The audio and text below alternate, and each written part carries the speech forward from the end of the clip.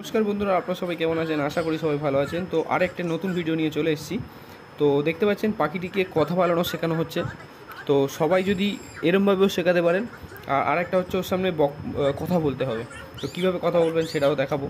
আর ছেলে পাখি মেয়ে পাখি চিনবেন কী করে সেটাও বোঝাবো। তো আজকের এই ভিডিওটা যারা যারা নতুন দেখছেন অবশ্যই চ্যানেলটিকে সাবস্ক্রাইব করে নেবেন আর পাশে থাকা বেল নোটিফিকেশনটাকে অন করে নেবেন।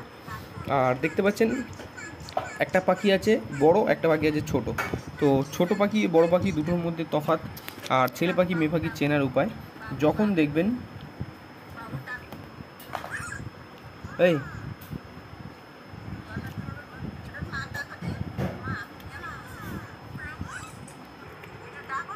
ঠিক আছে।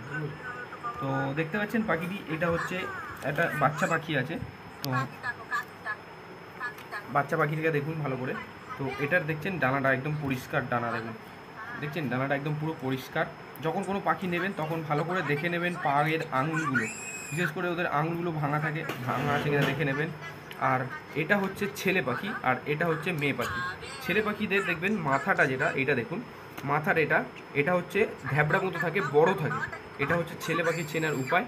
আর এটা হচ্ছে মেয়ে পাখি চেনার উপায় কীভাবে? মেয়ে পাখির যেগুলো দেখতে পাচ্ছেন এই মাথার এটা মাথার যেটা তো দেখতে পাচ্ছেন এই পাখিটা হচ্ছে মেয়ে পাখি। এটার মাথাটা দেখুন, মাথার যে ডিস্টেন্সটা এইটা লম্বাটা দেখছেন, এই লম্বাটা অনেকটা বড় দেখুন। এটা অনেকটা বড়, ঠোঁটটা সরু মতো হয়। আর পায়ের আঙুলগুলো দেখুন, পায়ের আঙুলগুলো দেখছেন সরু মতো। তো এটা হচ্ছে মেয়ে পাখি। আর ছেলে পাখি চেনার উপায় কীরকম?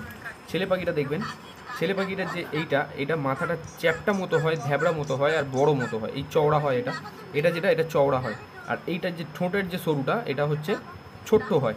এই যে দেখছেন ঠোঁটের এই ছোট্ট সরু, আর এটা দেখুন এটার ঠোঁটের চৌড়া দেখুন। দুটোর মধ্যে তফাৎ, এটা হচ্ছে মেয়ে পাখি, এটা হচ্ছে ছেলে পাখি। আর পায়ের আঙুলগুলো দেখলে বুঝতে পারবেন, পায়ের আঙুলগুলো একটুখানি মোটা মতো দেখুন, ভালো করে দেখুন। এটা একটু মোটা মতো আর একটুখানি বড় মতো পাখিটা, বডিটা দেখুন একটু বড়। এইভাবে আর কি ছেলে পাখি মেয়ে পাখি চেনার উপায়। আপনারা যখন নেবেন তখন ছেলে পাখি মেয়ে পাখি কীভাবে চিনবেন সেটা দেখিয়ে দিলাম। আর পাখিটি যখন বাচ্চা পাখি কোনো নেবেন তখন ভালো করে দেখে নেবেন পায়ের আঙুলগুলো ভাঙা আছে কিনা, ডানা কাটা আছে কিনা, কোনো পিঁপড়ে কামড়েছে কিনা, কোনো পোকা আছে কিনা, সব কিছু দেখে তারপরে নেবেন। আর এই পাখিগুলোকে কীভাবে পোষ মানানো হবে আর কীভাবে কথা বলানো শেখানো হবে সেগুলো আপনার ভিডিওর মধ্যে দেওয়া হবে, আপনারা ফলো করুন। আর যারা যারা কিনতে চান অবশ্যই তারা কমেন্ট করবেন। শালিক পাখির ভিডিও আরও আসছে, আরও নিয়ে আসছি। আর খুব ভালো পোষ মানবে। বৈশাখ জ্যৈষ্ঠ মাসের পাখি খুব ভালো পোষ মানে। আর ওই সময়ের পাখি ডাব গাছের পাখি খুব ভালো কথা বলে, খুব ভালো পোষ মানে। আপনারা যদি জোগাড় করতে পারেন বা কিনতে চান আমার সাথে কিনতে পারেন। এর আগেও যারা যারা কিনেছেন তারা জানেন তাদের পাখিগুলো খুব ভালো আছে, তারাও কমেন্ট